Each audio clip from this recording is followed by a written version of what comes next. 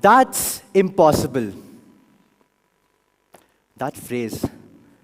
How many times have we heard that? How many times have we thought that? Sometimes it is said to discourage our limits. Other times, they just remind us of these limits. But let me ask you, what does impossible mean? Take this example. It is impossible that in the next 5 seconds, the large hall floor will collapse into the archives. See? Nothing happened, right? That was indeed impossible. I'm sorry for being pessimistic, but this is a very superficial definition of what impossible actually means. You see, impossible is a widely misunderstood word, and we've been using it at will. When we label something as impossible, what we mostly mean is, I can't imagine this right now. Of course, the concept of a mobile phone would have been laughable, maybe even absurd to a peasant living in the 12th century. Yet, we are carrying them in our pockets every single day. So maybe, impossible is simply a matter of time. What was once fiction is now fact.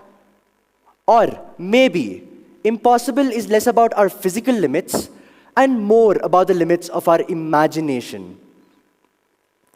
Now that we've established that, let's move on to the first point. There are actually two kinds of impossibles, the subjective and the objective. And most of the time, we are not very good at telling the difference. There are times when even existing feels impossible, dragging ourselves out of bed to attend morning classes, slogging through notes, finishing prep, and studying, because life just feels too heavy to carry on. As much as I hate to say it, that's a subjective impossibility. Then, there's the other side, perpetual motion and traveling faster than the speed of light. These are objective impossibilities written into the very laws of physics. No technological achievement will ever break this fact, which will hold true until the end of time. And to those of you who still insist that nothing is impossible, I highly recommend that you try making sweets using chilies only. There are people who accept subjective impossibilities, not as an opinion, but as a fact and an excuse. This is in part shaped by their physical experiences rather than their own imagination. And let me tell you the story of one such person. This is Pedro. Just like each of us, he had a dream. Pedro wanted to be a chef. He tries cooking pasta, but the butter is too much, the sauce burns, or the pasta is overcooked.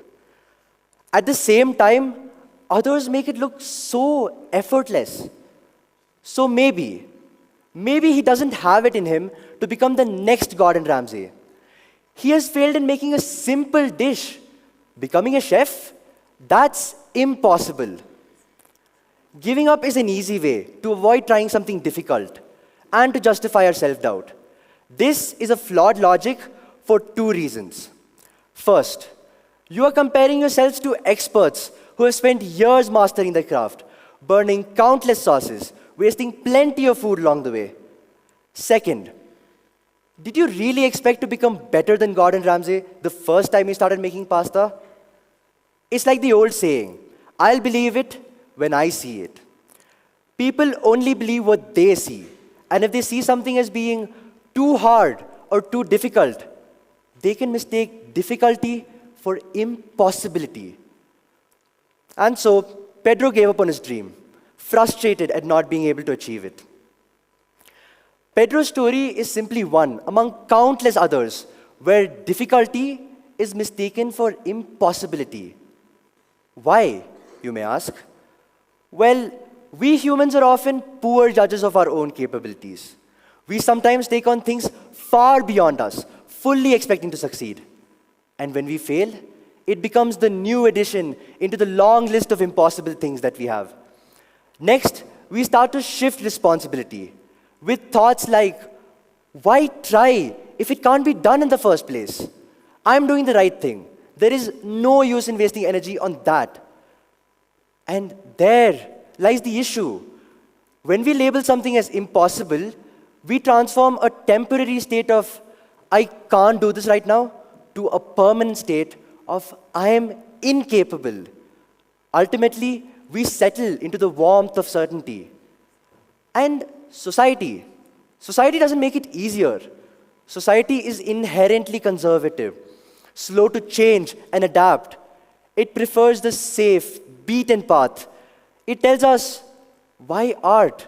Why don't you become a doctor? Don't start a business. Become an engineer instead. The meaning of impossible is twisted to kill creative thought in the cradle. Superstition, religion, and expectations strengthen these boundaries further. History is full of examples, like the strong opposition to the idea that the earth was round, as opposed to this.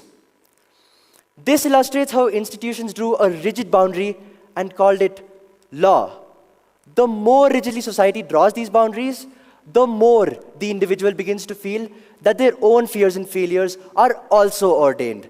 That is how subjective impossibilities sneak into our minds, not through evidence, but through habit. And I am guilty of this as well. For the longest time, I believed speaking on stage like this was impossible.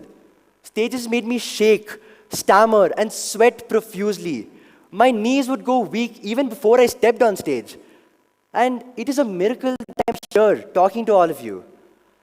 It took me a long time to give my first piano recital, and some more time to speak on stage, though I'd say it is far from perfect. But eventually, I learned that the barrier wasn't real. It took a crucial shift in my perspective to see that. And that is the same shift Pedro now experiences. After his failed pasta, Pedro decides to take a walk on the beach. The setting sun painted the sky in beautiful shades of orange and purple. He stepped on something sharp and winced in pain. But he continued walking. And that was when it hit him. Life is like taking a walk on the beach. We get to enjoy the beautiful sunset. Sometimes we step on something sharp and shout in pain. But do we never go to the beach again because there might be something else sharp? No. We continue reveling in the grandeur and beauty around us. We build sandcastles along the way, knowing well that the unforgiving waves will eventually wash away the structures. This brings me to my final point. Our existence challenges the impossible. We grow up, take our first steps, learn, reproduce, get a job, grow old, and eventually we fade away. We meticulously build our sandcastles, our life, knowing that it will all come to an end. The fact that we exist is extraordinary. Our chances of being here are astronomically small. All along, it is our desire for significance against the silent, cold universe. And yet, here we are, longing for meaning, creating connections, and building dreams. Our very presence defies the impossible, proving that significance isn't something handed to us. It's something we forge. After his walk at the beach, Pedro decides to go home. He takes out the flour, the eggs, and the tomatoes, just to start again. The pasta still wasn't perfect, and he definitely wasn't Gordon Ramsay either. But at least he was cooking. In that simple act, Pedro embodied the very heart of this talk. Impossible is less about our physical limits and more about the limits of our imagination. And that is exactly what challenging the impossible must be about. We shouldn't risk because it's easy or hard. We should risk simply because the challenge exists. When George Mallory was asked why he wanted to scale Mount Everest, he replied, "Because it's there." So I ask you, every single one of you, if everything was possible, then what would be the point in struggle, in creativity? What would be the point in daring at all? As I conclude, challenges that seem impossible don't in any way make our lives worse. They are part of life itself. Science calls us sentient, thinking beings. So, why must we limit our thinking within these constraints? Face challenges, not because they are easy or hard, but because they are there. In the end, it won't matter if you succeed or fail. Even George Mallory himself failed in his attempt to scale Everest. Now, I do not hold the power to magically change your vocabulary. But I can tell you this. Impossible and not possible are two completely different words and have two very different meanings. Think of your own impossibilities and ask this one question. So what? So what if I stammer on stage? So what if I overcook the pasta? So what if my hands slip on the piano and I mess up the rest of the performance? So what if I failed? In the end, your frustration won't be because you weren't able to achieve your dreams. It will be because you weren't even ready to chase them in the first place. I implore you, every single one of you, build your sandcastles and overcook your pasta as many times as it takes. Not because you are sure you will succeed, but because the attempt itself is a magnificent answer to a world that often says no. Thank you.